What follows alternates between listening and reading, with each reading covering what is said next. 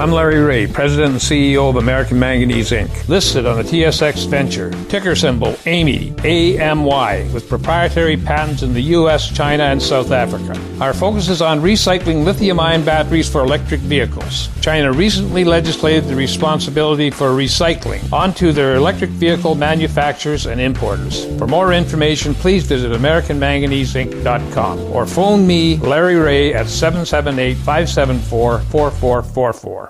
GEM International is a new diamond explorer in the richest diamond producing country in Africa, located next to the fourth largest producing diamond mine in the world. International Spotlight is on an 1109 carat diamond recently discovered in Africa by a fellow Canadian junior with a proven operator and finance team. GEM International trades on the TSX Venture Exchange, symbol GI. Visit us at gemdiamondmining.com. You're listening to HowStreet.com radio, available online at TalkDigitalNetwork.com. Welcome to HowStreet.com radio, the online source for market opinions. Here is Jim Goddard. My guest is Tim Cyclesman Wood, editor of Cycles News and Views on Cyclesman.com. Welcome back to the show, Tim. Jim, thanks for having me. Gold has done such a marvelous run over the past 6 months. Is it going to continue to go up, or are we expecting a dip? Well, I think I had said in the recent updates interviews that I thought we were pushing into an intermediate degree top. I can't remember now if it was last week or week before last. I think it was last week. We got that intermediate term signal, and so we should have that top in place. On a short-term basis, we've moved into the timing band, the little short-term window in which we should have a short-term low. And so we're going to see a little bounce here. And if that bounce fails, which, it should based on the higher degree intermediate term sell signal, if that bounce does fail, then that'll be confirmation that, yes, we have the intermediate term top. If that bounce does not fail, then I think it's probably going to be a final push into the intermediate term top. So long and short, I think we're at or near the intermediate term top. We've also got some short-term sell signals on the gold stocks. It was finally triggered. Actually, last Thursday, I had short-term sell signals on the gold stocks. But I want to see that evolve into an intermediate term signal, to further confirm that top. What has you convinced that this is an intermediate top? The time. Well, I'm 80% convinced that the timing, the oscillator picture, the cyclical phasing, and so forth. It all comes together, kind of like cogs in a wheel. And like I said, the last piece of confirmation that we need is to see the structural behavior with this short-term bounce that may have started today with this little short-term cycle low. I need to see it fail, and then once that happens, then we're 99% sure that we've got the intermediate degree top. What are the markets going to look like as that happens? What the downside going to look like? Yeah. It should, based on the higher degree 9-year cycle, we should. The statistics suggest, and I say should like that because, we're seeing things that we've never seen before, but we should at least retest the lows from last December. Is this a chance for people to look at buying opportunities for gold? Absolutely. I think that the next trying to choose my words so people understand without reading the material, but there's a intermediate and slightly higher degree cycle low coming, and then that should be nesting with even longer term cycle lows out into the future in the next few months, and then that should be a serious bottom in gold. So yes, I think this is a good thing, the pullback, and then I think it's going to be or present a very good opportunity. Absolutely.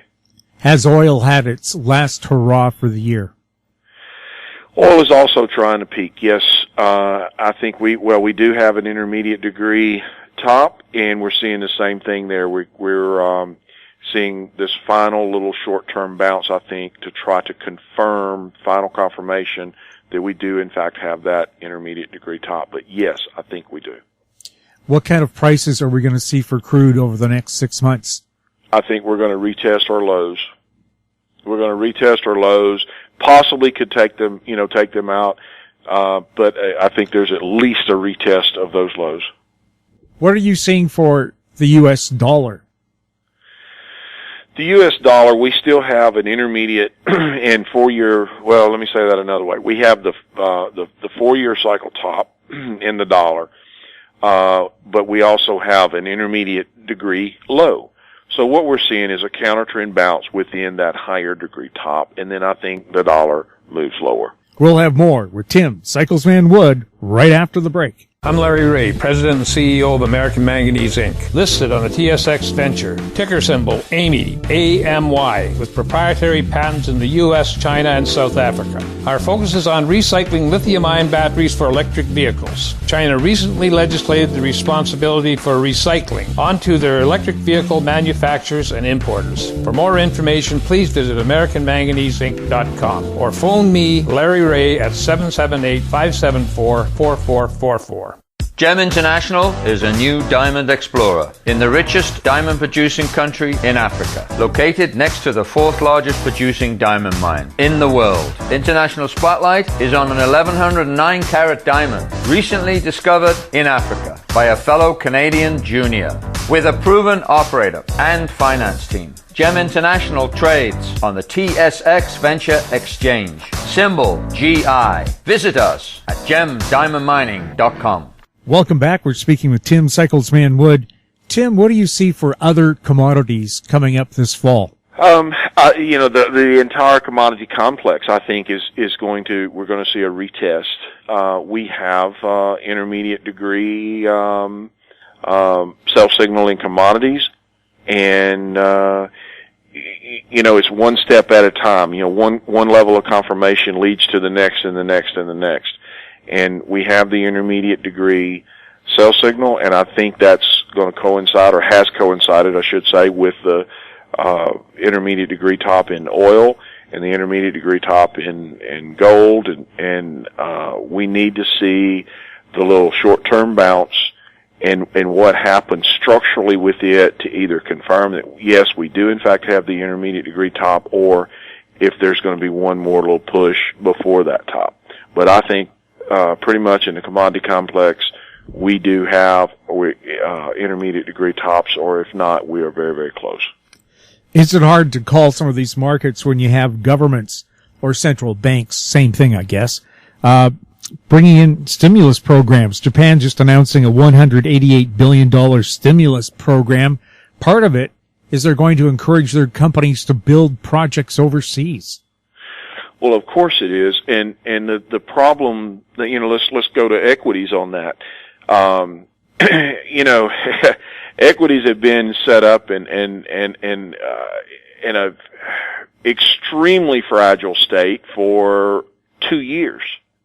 Well, I say that, a year and a half, over a year. I mean, it was last May that we had seen, I say last May of 15, we had finally seen a top. And then after that, in June, we had the Dow Theory primary trend change, bearish primary trend change to be specific. And then we got our first drop into August, and then a failed rally, and then the decline into February. And, it's a little bit difficult to explain. And I don't know, I'm trying to choose my words here. But according to Dow Theory, once a trend change occurs, be it bullish or bearish, that trend change is in effect until it is reversed. And, that reversal is where Dow Theory gets a little fuzzy. And that's where people have a hard time, and that's where the argument becomes, well, it's this point, no, it's that point, no, it's this point. But what I know from my studying of the original writings from Dow Theory is that the intermediate term cycle tops and bottoms coincide with their secondary high and low points according to Dow Theory. That's in print. I found it in the book. I mean, they go through the material and say this is Robert Ray and William Peter Hamilton and Mr. Dow identifying these points, talking about them. And they coincide with the intermediate term cycle tops and bottoms, which are quantifiable. So I know that the points are one and the same. Yes, since the setup back in June last year and the decline into the February low and then this rally, the industrials have moved to another high. I get it. I see it. And at the same time, the transports have not bettered their previous secondary high point. And so according to orthodox Dow theory, even though one has moved to a new high, the previously established bearish trend change, it stands. And I know that there may be some people out there that are saying, yeah, well, whatever, we've heard this before, you know. Well, I can't control what the market is doing, but I can interpret it. And I am 100% confident in the read on the market. There is no question that the Dow theory primary bearish trend change is still intact. In fact, this may be, the best setup yet, as painful as it's been to sit and watch. And what I mean by that is, for example, I remember it. I remember watching Richard Russell make the call in, I think it was September the 23rd, 1999. He called it. It was a perfect call, bearish primary trend change. And shortly thereafter, the market found a secondary low point, and the industrials moved to a new high. But it was unconfirmed by the transport, so the signal stood. The industrials moved to a new high in January. They pretty much flatlined and went nowhere. If you look at a chart throughout 2000, it really wasn't until 2001 that signal became apparent and it really come unraveled. So, I'm not making excuses. I'm just saying I can't help how long it's taken this setup and how it's evolved. I do think, and this is not an excuse either, but it's pretty dang obvious that the reason this has evolved and held on as long as it has is because of the intervention and the stimulus packages and so forth. But in spite of all that, it's still there. And given the sentiment and the way people are, nobody can imagine anything, I'm not hearing anything bearish here. And so this has the potential of being a very, very, sinister setup. Now, at the same time, it's very close to being corrected, and at this point, I really don't care if it's blown out. Great, then I feel like I can quit fighting the fight and say, hey, you know what? This damn thing has changed, and I don't know what's going to happen then. But then we would have a bullish primary trend change, and I cannot turn my back on the discipline. It is what it is until it isn't, and as of this interview, the bearish primary trend change stands in spite of the new high. Could we see another Black Friday like we did last August? We could, if we were to get that top, it would be far, it implies that it would be far worse than that. It really does. I don't know. I mean, you feel like you've stood in front of the freight train so much you're reluctant to make too dire predictions. But all I know is that if we get the turn with the primary bearish trend change in place, the turn should be hard, and it should be a surprise. When that happens, will the price of gold bounce back up again? It may bounce, but I think the cycles are aligned at present to where they go down together. Wow, usually that doesn't happen, does it?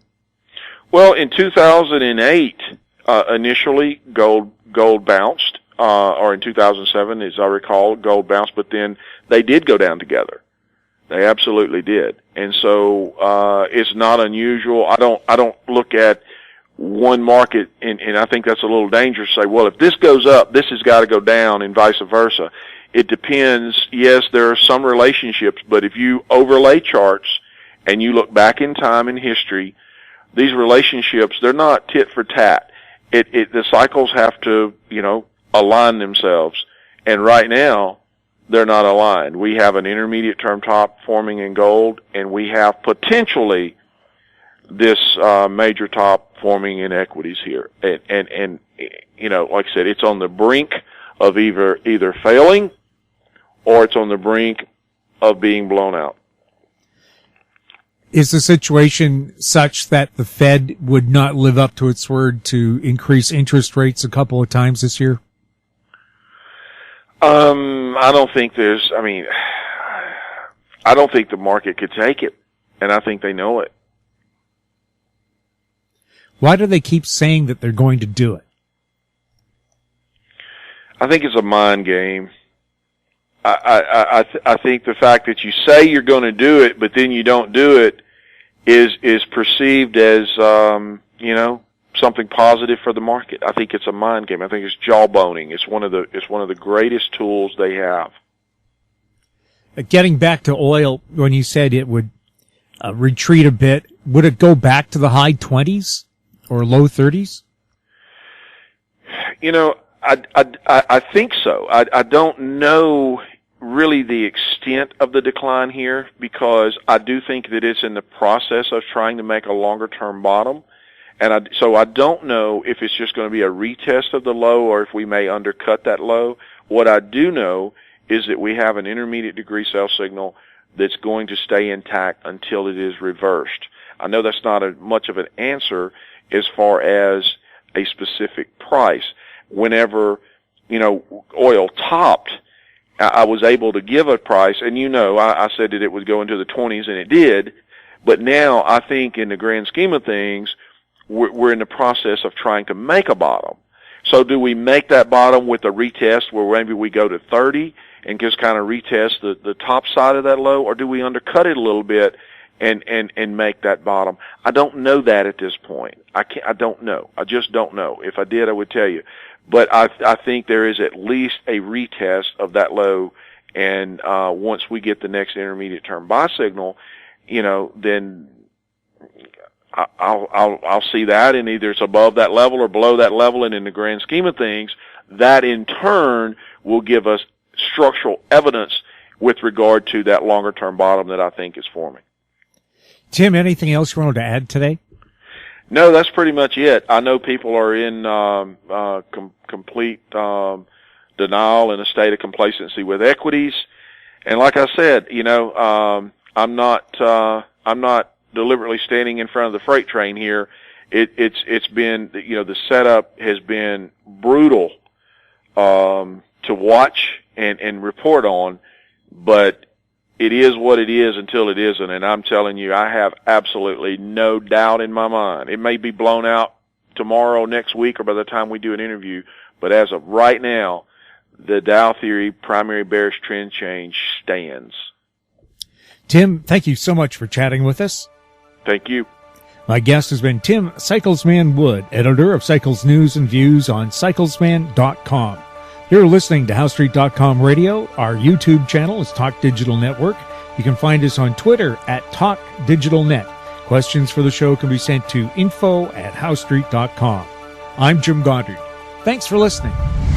Comments made on HowStreet.com Radio are an expression of opinion only and should not be construed in any matter whatsoever as recommendations to buy or sell any financial instrument at any time.